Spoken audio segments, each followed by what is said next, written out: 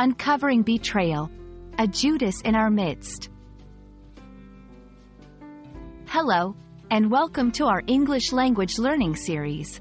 Today, we're diving into a fascinating phrase that's rich in historical and cultural significance.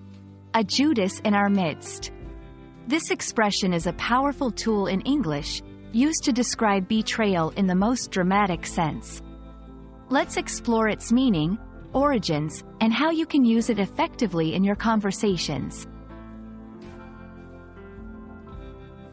The phrase, a Judas in our midst, refers to someone who is a traitor or betrayer, hiding within a group of people who trust them. The word, midst, means in the middle of or surrounded by others, suggesting that the betrayal is happening from within, making it more unexpected and, therefore, more painful. This expression comes from the biblical story of Judas Iscariot, one of the 12 apostles of Jesus Christ.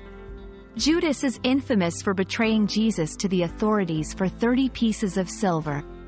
Due to this act, his name has become synonymous with betrayal and treachery. The phrase, a Judas in our midst, captures the essence of his betrayal, invoking the idea of a trusted individual turning against their own group. When you say there is a Judas in our midst, you're not just calling someone a traitor. You're emphasizing the shocking and hurtful nature of their betrayal. It's a strong statement, often used in situations where trust and loyalty are crucial, like in close friendships, family relationships, or tight-knit communities. Use this phrase sparingly and with caution, as it carries a heavy emotional weight. After discovering the leaked secrets, the team realized there was a Judas in their midst, undermining their efforts. The community was shocked to find a Judas in their midst, someone they had trusted for years.